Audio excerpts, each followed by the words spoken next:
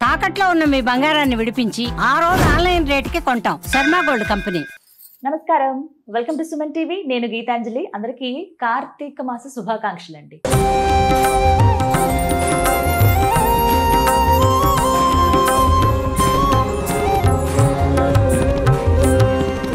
అంటే ఏ మాసానికి మనం ఎంత విశేషంగా చెప్పుకోం. కార్తీక మాసంలో ప్రతిరోజు పండగనే అంటారు.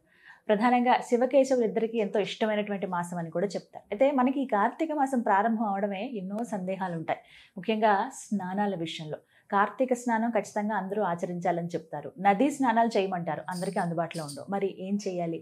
ఆ స్నానం ఆచరించేటప్పుడు కూడా కొన్ని మంత్రాలు పఠించడం కానీ, దీపం పెట్టడం, అలాగే దీపదానం చేయటం, ఉసిరిక దీపం ఒకటి మనం బాగా ఆలోచిస్తాం, ఎప్పుడు పెట్టాలని అడుగుతూ ఉంటాము.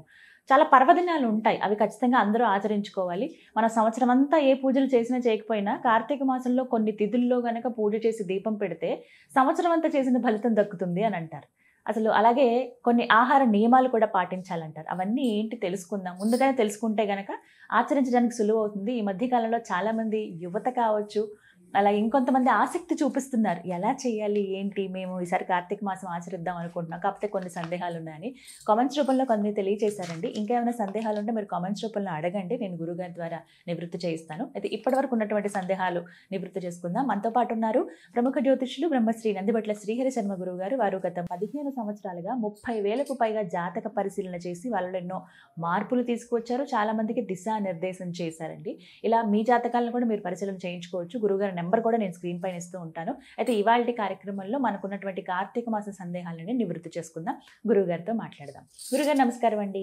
వాగర్థావివ సంపృక్తౌ వాగర్థ ప్రతిపత్తయే జగతః పితరౌ వందే పార్వతీ పరమేశ్వరౌ ఆదిత్యాయ చ సోమాయ మంగళాయ బుధాయ చ గురు శుక్ర శనిభ్యశ్చ రాహవే కేతవే నమః. శృంగేరి జగద్గురు పీఠాధిపతులకి, కంచి పీఠాధిపతులకి నమస్కారములు తెలియజేసుకుంటూ కార్యక్రమాన్ని ప్రారంభిద్దాం. గురుగారు, కార్తీక మాసం శుభాకాంక్షలు మీకు. మీకు వీక్షించేటువంటి మన ప్రేక్షకులకి కూడా కార్తీక మాస పర్వదిన శుభాకాంక్షలు. ఎందుకంటే ప్రతిరోజు పర్వదినం. నిజమండి, అదైతే అసలు ఏ రోజు చూసినా ఈ రోజు ఎంత విశేషమా అని అనిపిస్తుంది. కానీ నిజం చెప్తున్నాను గురుగారు, ఎంతమంది నన్ను అడిగారు ఎప్పటి నుంచి ప్రారంభం, మేము ఇలా శివారాధన చేద్దాం అనుకుంటున్నాం, మేము ఇలా దేవాలయానికి వెళదాం అనుకుంటున్నాం, దీపం పెడదాం అనుకుంటున్నాం. చాలా సందేహాలు వచ్చేస్తూ ఉంటాయి. ముందుగా విశిష్టత ఒక 2 ముక్కల్లో చెప్తే మిగతా సందేహాలు అడుగుతాను. అంటే మాసానాం కార్తీక మాసం అంటే ఏ మాసానికి లేని ఒక గొప్ప విశిష్టత ఈ కార్తీక మాసంలో ఉన్నాయమ్మా. ఎందుకనంటే శివకేశవులకి అభేదం లేదు. శివాయ విష్ణు రూపాయ శివరూపాయ విష్ణువే. కాబట్టి ఈ సంబంధించినటువంటి అనేక మాసాలలో కొన్ని మాసాలు వ్రతాలకి, నోములకి, ఉదాహరణకి శ్రావణ మాసం, ఆశ్వీజ మాసం, నవరాత్రులు అంటూ. కానీ ఈ కార్తీక మాసము ముఖ్యంగా నక్తవ్రతము ఆచరించడానికి, ఉపవాసం ఆచరించడానికి అనువైన కాలం. ఉపవాసం అంటూ చేయాల్సిన మాసం ఏదయ్యానంటే కార్తీకమే. ఎందుకనంటే ఈ కార్తీక మాసము చలి ప్రవేశం చేస్తుంది కాబట్టి ప్రతి వ్యక్తికి కూడాను అజీర్ణం ఉంటుంది, తొందరగా డైజెషన్ కాదు. ఈ కారణం చేత ఆ రోజంతా ఉపవాసం ఉండి రాత్రి గనక భోజనం చేసినటువంటి వాళ్ళకైతే ఈ శరీరం ఆరోగ్యకరంగా ఉండడంతో పాటుగా శివునికి కేటాయించబడినటువంటి మాసము కాబట్టి శివానుగ్రహం వలన చాలా ఎంతో పుణ్యాన్ని సంపాదించుకున్న వాళ్ళం అవుతాం. అంటే కనబడని పుణ్యం మనకి ఎందుకంటే అది అవసరానికి అక్కడికి వచ్చినప్పుడే దాని యొక్క విలువ తెలుస్తుంది. కాబట్టి మనిషి ఏదైనా సంపాదించుకుంటాడమ్మా. మీరు గమనించుకుంటే డబ్బు సంపాదించుకోవచ్చు, కీర్తి సంపాదించుకోవచ్చు, పేరు సంపాదించుకోవచ్చు, ఇల్లులు సంపాదించుకోవచ్చు, ఎంతో మందిని సంపాదించుకోవచ్చు. కానీ పుణ్యాన్ని సంపాదించుకుంటే అనేటువంటిది తాను చేస్తే తప్ప రాదు. తను లేకున్నా కూడా అది చెప్పుకుంటారు. కాబట్టి ఏది శాశ్వతమో ఏది అశాశ్వతం అనేది వీక్షించేటువంటి ప్రేక్షకులు గమనించాలి. కార్తీక మాసం అంటేనే శివకేశవులకి అభేదము అనేటువంటిది మనకు చెప్పడం జరిగింది. భేదము లేదు. అంటే ఆషాఢ మాసంలో మనకు తొలి ఏకాదశి వస్తుంది కదా. ఆ తొలి ఏకాదశి రోజున శయన ఏకాదశి అని అంటారు. ఈ కార్తీక మాసంలో వచ్చే ఏకాదశి ఉత్థాన ఏకాదశి. అంటే ఈ కార్తీక మాసంలోనే విష్ణు భగవాను వారు నిద్ర నుంచి మేల్కొంటారు. మరి విష్ణువుకి సంబంధించినటువంటిది క్షీరాబ్ది ద్వాదశి అని కూడా ఉన్నదే. ఇవన్నీ ఉత్థాన ఏకాదశి, క్షీరాబ్ది ద్వాదశి, కార్తీక మాసం, పౌర్ణమి, అమావాస్య, పోలీస్ వర్గము, నందీశ్వర వ్రతము, ఇలా ఒకటా రెండా కేదార నోములు, అసలు ఒకటా రెండా అనేకమైనటువంటివి ఈ కార్తీక మాసం అంతా. అసలు ఏం చేయాలి, ఏం చేయకూడదు ఈ కార్తీక మాసంలో? ఏం చెయ్యాలి? ముఖ్యంగా అవకాశం ఉంటే నక్తము ఉపవాస నియమాన్ని పాటించాలి. ప్రతిరోజు అండి? ప్రతిరోజు కనుక ఏ సమయం? పాటించాలి. ప్రతిరోజు అంటే ఉపవాస నియమం అనేది అంటే కొంతమంది మధ్యాహ్నం ఆహారం తీసుకుని సాయంత్రం వదిలేస్తారు. అల్పాహారం తీసుకుంటారు. కొంతమంది మధ్యాహ్నం నుండి సాయంత్రం వరకు ఉండి సాయంత్రం మాత్రమే భుజిస్తారు. సాయంకాలమే భోజించడమే అది చుక్కని ఉపవాస చూసి నియమం. తినాలంటారు, అంతేనా? చంద్రుడిని నక్షత్రాలను చూసి భోజనం చేయడం అని అంటారు. అలాగే. తర్వాత ప్రధానంగా తామస గుణాల్ని ప్రేరేపించే అల్లము, వెల్లుల్లి, ఉల్లిపాయ, ముల్లంగి, పుట్టగొడుగులు ఆహారం ఇవన్నీ వర్జించాలి. ఇక ధూమపానము, మద్యపానము, మాంసాహారము వదిలేయాలి. అవకాశం ఉంటే బ్రహ్మచర్య వ్రతాన్ని ఆచరిస్తే దాని అంత యోగ్యత, మహిమ ఇంకా చెప్పనలవి కాదు. ఇక ఈ నియమాలు పాటించాలమ్మా. ఇవి కనీసం ప్రతిరోజు చేయలేని వాళ్ళు కనీసం కార్తీక సోమవారాలు, తర్వాత ఆరుద్ర నక్షత్రం ఉన్నటువంటి రోజున ఏకాదశి తిథి, ద్వాదశి తిథి, అమావాస్య, త్రయోదశి తిథి, పౌర్ణమి ఈ యొక్క రోజుల్లోనైనా ఉపవాసాన్ని పాటించాలి. చెప్పిన నియమాల్ని పాటించాలి. బ్రహ్మచర్యము, ధూమపానము, మద్యపానము ఇవన్నీ మనం నిషేధన చేయాలి. బ్రహ్మచర్యం ఉండాలి. ఇలా ఈ నియమాలు కనుక ఉండి సదా శివనామ స్మరణ చేసుకున్నటువంటి వ్యక్తికి ఖచ్చితంగా మార్గశిర మాసంలో వాళ్ళ సంకల్పం నెరవేరుతుందమ్మా. ఎందుకనంటే మనకున్నవి 24 గంటలు. మనకు ఆ 24 గంటలలో ఉన్నవే 30 రోజులు కదమ్మా. రోజుకు 1 నిమిషం చొప్పున 30 నిమిషాలు భగవంతుని కేటాయించండి చాలు. అంతే, 1 నిమిషం చాలంట. ఈ కార్తీక మాసం అంతా రోజుకు 1 నిమిషం చొప్పున 24 గంటలో 1 నిమిషం, 1 నిమిషం, మొత్తం 30 రోజులు అంటే 30 నిమిషాలు. అలా 30 రోజుల్లో ప్రతిరోజు ఒక 30 నిమిషాలు ఈశ్వరుని కోసం కేటాయిస్తే అసలు జీవితంలో ఎన్నో సమస్యల నుంచికి పరిష్కారం వాళ్ళకి దొరికేస్తుంది. ఎందుకంటే నా స్వానుభవంలో నేను చాలా మందిని చూశానమ్మా. బ్రహ్మ ముహూర్త కాలంలో నిద్ర లేచి కాలకృత్యాలు తీర్చుకొని సూర్యోదయం కంటే ముందే శివాభిషేకం చేసుకున్న వ్యక్తి యొక్క వాక్కు ఇంకా అసలు ఆ వాక్కు అమృత వాక్కు. అతను అన్ని ఆ సంవత్సరం అంతా సాధించుకుంటాడు. అసలు ఈ మాసంలో అలా పాటిస్తారు కదండి. దీపారాధన అయిపోతుందమ్మా. తర్వాత ముఖ్యంగా ఈ కార్తీక మాసంలో ఏ మాసానికి అయినప్పటికీ కూడా లేని విశిష్టత స్నానం. మాఘ మాసంలో స్నానము ఎట్లాగో కార్తీక మాసంలో కూడా స్నాన విశిష్టత. అంటే అమలక దానము, ఉసిరిక దానం. అమలక అంటే ఉసిరిక, ధాత్రి అన్న ఉసిరిక, ఉసిరిక దానము, సాలగ్రామ దానం ఈ కార్తీక మాసంలోనే చేస్తారు. ఇప్పుడే ఇందాక ఒక మాట అన్నానండి, నదీ స్నానం చేయాలంటారు ఖచ్చితంగా. సముద్ర స్నానం అంటే అది ఎప్పుడైనా, నదీ స్నానం గురించి చెప్తారు కదా. మరి నది అందుబాటులో లేదు అన్న వాళ్ళు ఏం చేయాలండి? ప్రతి ఇంట్లో కూడా ఈ మధ్యలో దొరుకుతున్నాయి. ఏ నదికి పోయినా ఆ నది బాటిల్స్ తెచ్చుకుంటారు, లేదా పూజా స్టోర్స్ లోనే దొరుకుతున్నాయి. ప్రతిరోజు స్నానం చేసే వాటిలో ఆ నీరు వేసుకొని స్నానం చేసినా చాలా చన్నీరు స్నానం చేయగలిగితే చాలా మందికి చన్నీటి స్నానం కనుక చేస్తే విశేషం అమ్మ. చన్నీటి స్నానము అనేటువంటిది చాలా మటుకు శ్రేయస్కరం. ఒక మ్యాగ్నెటిక్ అనేటువంటిది మన ఫీల్డ్ మన బాడీలోకి వచ్చేస్తుంది. అందుకని నది స్నానము అంటే నది కూడా ఎలా అంటే ప్రవాహానికి ఎదురుగా ఉండి స్నానం కనుక చేస్తే అది ఎక్కువ లోతులోకి వెళ్లకుండా చేయాలమ్మా. వెచ్చగా ఉంటాయి. అలాగే దీపం, ద్రవ్యం. ముఖ్యంగా కార్తీక మాసంలో దీపం అమ్మ, దీపారాధన చాలా విశేషం. అందుకనే ప్రతిరోజు దేవాలయంలో దీపారాధన చేయాలి. ఇంట్లో ఖచ్చితంగా తులసి చెట్టు దగ్గర దీపారాధన చేయాల్సిందే, అందులో సందేహమే లేదు. పగలు సాయంత్రం ఖచ్చితంగా చేయాల్సిందేనమ్మా. తర్వాత ఉసిరిక దానం చేయాలి, ఉసిరిక దీపం కూడా పెట్టాలి. పూర్వకాలంలో ఏం చేసేవాళ్ళు తెలుసా అమ్మా?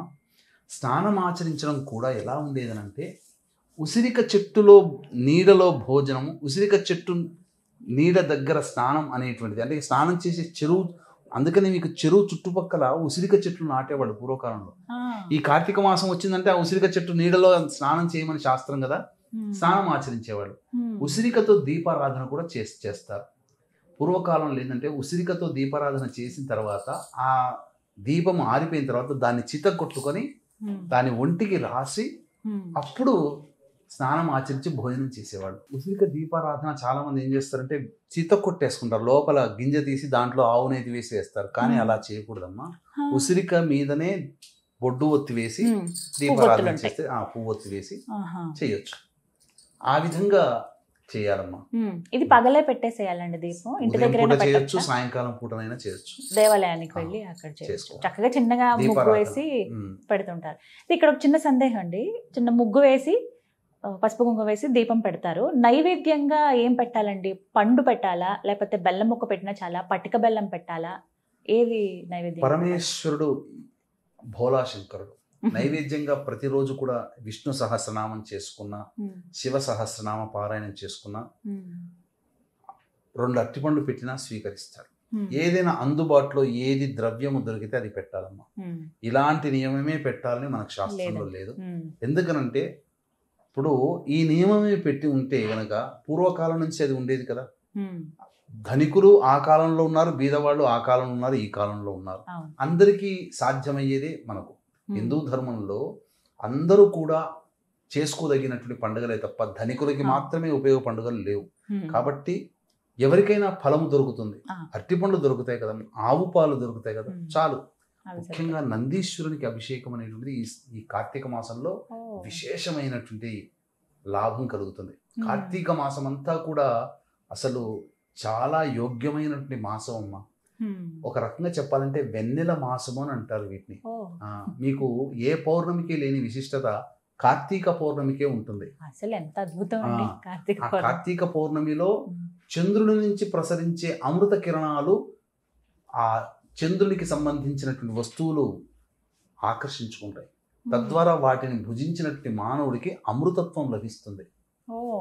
అందుకనే కార్తీక పౌర్ణమి మనము కూలంకషంగా ఈ కార్తీక మాసంలో నెల రోజుల పాటు ఏమేంటి ముఖ్యమైన పండుగలు అవన్నీ కూడా మనం తెలియచేద్దామమ్మా. ఇంట్లో శివలింగం అవి ఉంటాయి కొంతమందికి. ఇప్పుడు దీపావళి అమావాస్య అయిపోగానే ఆ తెల్లవారుజామున మొత్తం ఇంటి దగ్గర దేవుడి గదులు అంతా శుభ్రపరిచేసుకుని పొద్దున్నే అభిషేకం చేసుకోవచ్చు. ఎందుకంటే అమావాస్య మనకు 21వ తారీఖు రోజున సాయంకాలం వరకు ఉంది. ఇల్లంతా కూడా సాయంకాలం అయిపోయిన తర్వాత ఇల్లు శుభ్రపరచు. ఇప్పుడు 21వ తారీఖు కూడా కార్తీక మాసం ప్రారంభం అయిపోయినట్టేనా? 22వ తారీఖు అమ్మా. 22 నుంచి కార్తీక మాసం ప్రారంభం, 20వ తారీఖుతో సమాప్తం. అది మళ్ళీ 20కి నవంబర్ 20వ తారీఖుతో. కాబట్టి 22వ తారీఖు నుంచి ప్రారంభమవుతుంది. కాబట్టి 21 సాయంకాలం ప్రదోషకాలం అయిన తర్వాత ఇల్లంతా కూడాను చక్కగా పూజా మందిరం శుభ్రపరచుకొని శివారాధనకి ఏం పెద్ద ఖర్చు ఉండదమ్మా. మీకు మిగతా దేవతారాధనలో నీరు పోసినా చాలు. ముఖ్యంగా వివిధ రకాలైనటువంటి శివలింగాలతో పూజన చేస్తే మరకతలింగం చాలా విశిష్టం, రసలింగం చాలా విశిష్టం, మృత్తికా లింగం చాలా విశిష్టం. అసలు శివాభిషేకం అనేటువంటిది మానవుడు చేసుకుంటే ఆ మానవుడి యొక్క అదృష్టము చెప్పనలవి కానిది ఈ కార్తీక మాసం అని చెప్పవచ్చు. ముఖ్యంగా చాతుర్మాస్య దీక్ష తీసుకున్నటువంటి యతులు, సన్యాసులు, పీఠాధిపతులు ఈ కార్తీక మాసం విష్ణుని ఆరాధించేవాడు ఏకాదశి తిథి రోజున, ఈశ్వరుని ఆరాధించేవాడు పౌర్ణమి తిథి రోజున ఈ యొక్క విరమణ చేస్తారు. చాతుర్మాస దీక్ష విరమణ చేస్తారు. 4 నెలలు కదమ్మా, శ్రావణం, భాద్రపదం, ఆశ్వీజం, కార్తీకం, వీటితో విరమణ చేస్తారు. ఇది అత్యంత ప్రధానమైనటువంటిది. కాబట్టి అనేకమైనటువంటి పండుగలు దీంట్లో ఉన్నాయి. చాలా విశిష్టతతో కూడుకున్నటువంటిది. కార్తీక పౌర్ణమి చాలా విశిష్టత, కార్తీక అమావాస్య కూడా ఇంకా విశిష్టత. కాబట్టి ఎవ్వరు కూడా ఈ కార్తీక మాసాన్ని వదలకండి, ఆనందంగా చేసుకోండి. కార్తీక మాసం శివానుగ్రహం అందరికీ అందించాలనేటువంటి సదుద్దేశంతో ఈ కార్తీక మాసం నెల రోజుల పాటు మహన్యాసపూర్వక రుద్రాభిషేకం అనేటువంటిది మన పీఠం ఆధ్వర్యంలో జరుగుతుంది. గత 20 సంవత్సరాలుగా చేయిస్తున్నాం. మీ కుటుంబ సభ్యుల గోతనామాదులతో ఈ కార్యక్రమం జరపబడుతుంది. ఎక్కడ మీరు అభిషేకం చేసుకున్నా 10 నిమిషాలు లేదా పావు గంట, కానీ సశాస్త్రీయముగా 2.5 గంటల పాటు జరుపుకుంటేనే అది రుద్రాభిషేకం. మహన్యాసం చెప్పకుండా చేయనిది రుద్రాభిషేకం కాదు. కాబట్టి మహన్యాసపూర్వక రుద్రాభిషేకం నెల రోజుల పాటు మన పీఠమాధ్వర్యంలో జరుగుతుంది. అవకాశం ఉన్న వాళ్ళు కార్యక్రమ తదనంతరం కాంటాక్ట్ చేసి మీ గోత్రనామాలు నమోదు చేసుకోవచ్చు. మామూలుగా అయితే దేవాలయాల్లో ఎక్కడికి వెళ్ళినా ఒక్కరోజు మాత్రమే, కానీ నెల రోజుల పాటు చేసుకునే అవకాశం ఖచ్చితంగా. ఎప్పుడూ కూడా శివాయ నమః అనే నామాన్ని ఈ కార్తీక మాసం నెల రోజుల పాటు కనుక ఏ వ్యక్తి అయితే స్మరిస్తూ ఉంటాడో శివానుగ్రహం, శివుడు కదిలి వస్తాడమ్మా. నేను ఎందుకు చెప్తున్నా అంటే నా అనుభవపూర్వకంగా నేను చెప్తున్నాను.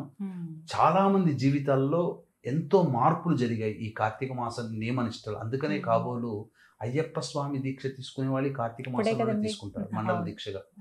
కాబట్టి అన్ని రకాలైనటువంటి దోష నివారణకి కార్తీక మాసం అనువైన మాసం అని చెప్పవచ్చు.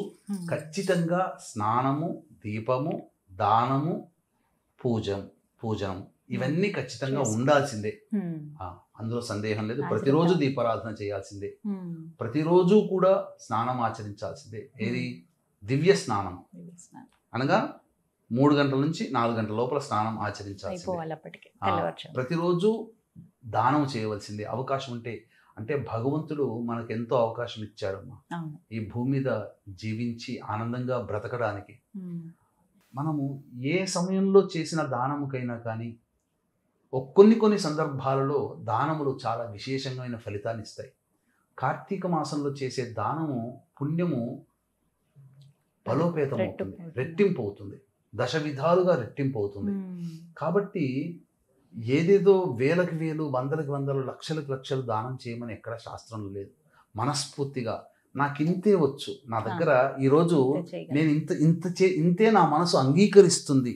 ఒక 10 రూపాయలు, 2 బిస్కెట్ ప్యాకెట్లు వస్తాయి, 2 బ్రెడ్ బన్లు వస్తాయి. ఆదిశంకరాచార్యులు వారు అడగగానే తన ఇంట్లో ఏదుందో అది ఇచ్చినటువంటి ఆ అమ్మ, ఆ స్త్రీమూర్తికి కనకధార జరగలేదా? అది మనసు అక్కడ ప్రధానం. ఉడతా భక్తి, ఉడత సహాయం చేసింది. ఎంత పడుతుంది దాని చేతిలో? ఇంత గిద్దెడంత పడుతుంది, చిన్న రవ్వంత పడుతుంది. కానీ రామానుగ్రహం కలిగింది కదా. కాబట్టి మనకు ఎంత శక్తి కొలది ఉంటే, మనం ఎంత తృప్తిగా మన మనస్సు అంగీకరిస్తే, మన ఆత్మ మనస్సు నువ్వు ఇంత చేయరా, చాలులే, ఇంత వద్దులే, ఇంతకంటే ఇంకొద్దులే అని చెప్తుందో అంతే చేయండి. కానీ ప్రతిరోజు చేయండి. ఏదో ఈ విధంగా చేయడం వల్ల ఏదో ఒకరోజు ఆ పరమేశ్వరుడే మానవ రూపంలో వచ్చి తీసుకుంటాడు. ఆ పరమేశ్వరుడే భిక్ష తీసుకున్నాడా, నీ జీవితం, నీ కుటుంబం తరతరాలకి మారిపోయినంతగా అత్యున్నతమైనటువంటి స్థానానికి చేరుకుంటాడు.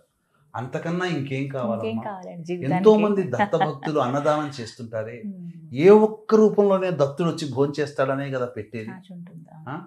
ఏదో ఒక రూపంలో, ఎవరో ఒక రూపంలో మనము ఆ ఈశ్వరుడికి మనకు అందజేస్తే, ఆ ఈశ్వరానుగ్రహం కలిగితే, మంజునాథుడి యొక్క వృత్తాంతం అదే కదా. కాబట్టి ఖచ్చితంగా అందరూ ఈ నియమాన్ని పాటించండి. దానము ఖచ్చితంగా చేయండి. 5 రూపాయలు సంబంధించి దానం చేయండి. ఏ దానము చేసినా మీకు ఇష్టదైవం ఈశ్వరుడైతే శివాయ నమః, విష్ణువైతే నారాయణాయ నమః, అమ్మ అయితే శ్రీమాత్రే నమః, ఇలా అనుకుంటూ చేయండి తప్పకుండా. అంతే తప్ప మన గురువు కాని గురువులు ఈ సంబంధించినటువంటిది పెట్టుకొని చేస్తుంటారు. కొంతమంది పేర్లకి పక్కన రామని తగిలించుకుంటుంటారు. అటువంటి పేర్లు చెప్పిన పుణ్యం కాస్త పాపం అయిపోతుంది. అటువంటి పేర్లు తలచకూడదమ్మా. మన శాస్త్రంలో, మన హిందూ ధర్మంలో చెప్పిన వేద ప్రకారము, పురాణోక్త ప్రకారమైనటువంటి దేవతలే మనకు అనుసరణీయము, ఆచరణీయము, పూజ్యనీయము.